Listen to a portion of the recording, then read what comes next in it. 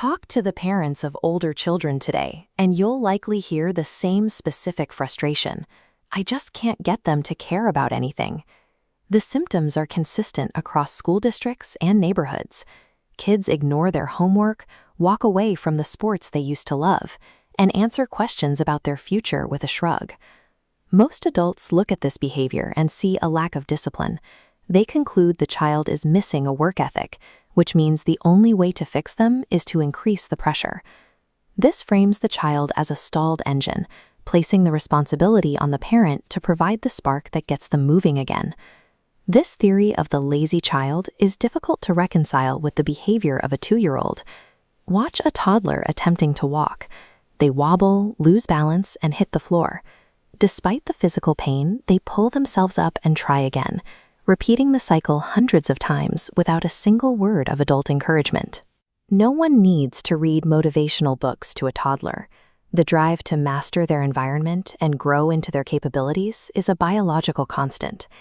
Because this relentless pursuit of growth is hardwired into us at birth, the apathy we see in teenagers suggests something has happened to override our natural biology.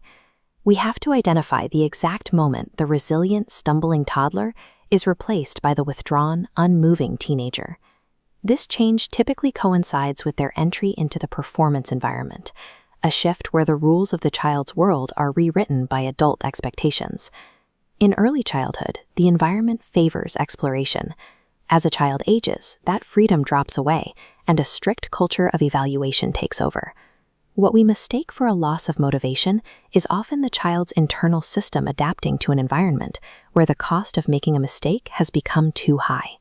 This environment is sustained by 4 common parental behaviors that act as pathogens to a child's natural drive. The first is overcorrection.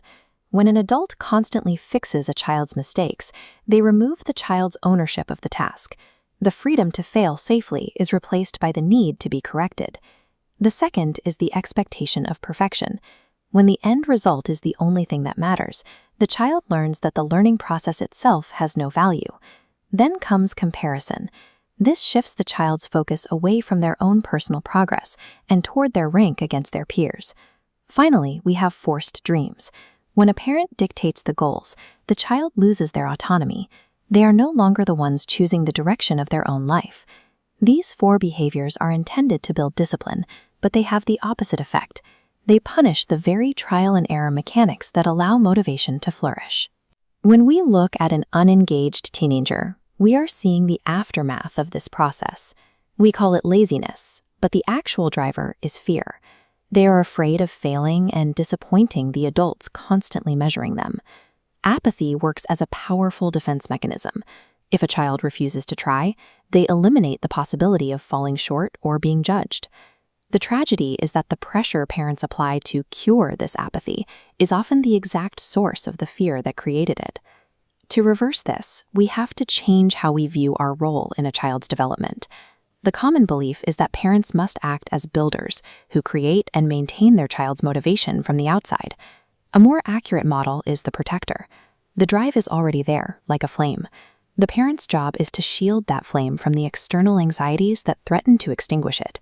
Successful parenting involves identifying and clearing the barriers of fear that keep a child from moving forward. When that 2-year-old fell down, you didn't grade their technique or compare them to the child next door.